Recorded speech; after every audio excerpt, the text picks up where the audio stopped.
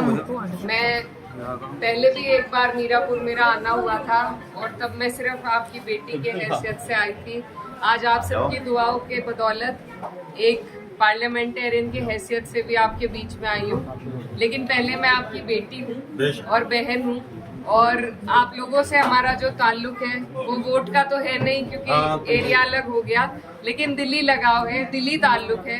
क्योंकि आपका क्षेत्र वो खुशनसीब क्षेत्र है जिसे मेरे वालिद साहब ने अपने अंतिम वक्त में उन्होंने यहाँ की पैरवी करी, यहाँ की सरपरस्ती करी, और आपको ऐसा उनका वक्त मिला बेशकीमती कि जब वो अपनी राजनीतिक जीवन में परिपक्व हो गए थे तब उन्हें आपकी खिदमत करने का मौका मिला।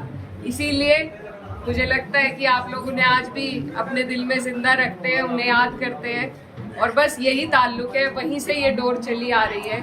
और मेरी बस आप सबसे यही गुजारिश है कि इस प्यार को आपने जितनी दुआओं से मुझे नवाजा है इसको इसी तरीके से बरकरार कर रखे, क्योंकि वोट तो आप नहीं डाल सकते, लेकिन आपकी जो दुआएं हैं उसी का असर रहा कि इतना मुश्किल चुनाव हम जीत पाए। और मैं भले ही अपने क्षेत्र की पैरवी करूं, लेकिन आप लोग मेरे से दूर नहीं हैं, बहुत नजदीक हैं। जहां भी जिस भी लायक में हूँ, आप लोगों का कोई ऐसा काम, कोई ऐसी अड़चन जिसे मैं दूर कर सकूं, तो वो मेरे पास जरूर आइएगा आप। और इंशाल्लाह जैसे मेरे वालिद साहब आप सबके लिए खड़े रहते थे, मैं भी उसी तरीके से खड़ी रहूंगी।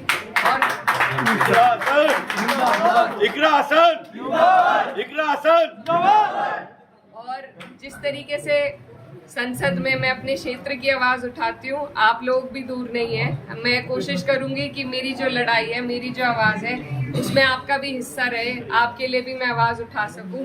और ये घर हमारा पुराना घर रहा है, नज़ीर भाई हैं, इनसे पुराना ताल्लुक है, तो ये ताल्लुक ये इसी तरीके से बनकर बरकरार रहेगा।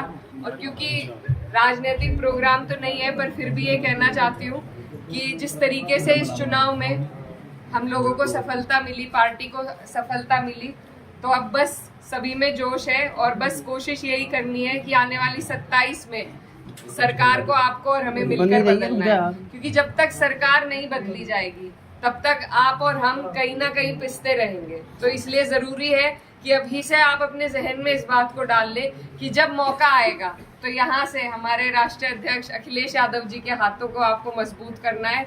और सरकार 10 साल से हम झेल रहे, अब की बार मेहनत करके बिना किसी उसके सबको एकजुट होकर उसे बदल के दिखाना है, अपनी सरकार बनानी है। तो 27 के लिए आप लोग अभी से मेहनत में जुट जाइए। और उससे पहले ही आपके यहाँ उपचुनाव भी है, तो जिस तरीके से हमारी पार्टी की सीटें आई हैं उसी तरीके से अब जो जिन सीटों पर उपचुनाव होगा, मेरी आप लोगों से गुजारिश है कि आप अपनी तरफ से एक उदाहरण पेश करें कि सारी सीटें समाजवादी जीते। तो मैं तब भी आऊंगी जब चुनाव होगा, उस दौरान भी आना होगा, लेकिन अभी से मैं आपको पहले ही रिजर्व करके जा रही हूँ कि आप लोग सब आने वाले उपचुनाव में समाजवादी गठबंधन का साथ दे, प्रत्याशी कोई भी हो, अपने नेता के हाथों को हमें मजबूत करना है, तभी हमें आपको मजबूती मिलेगी। तो बस आप सबसे दुआओं की दरख्वास्त है।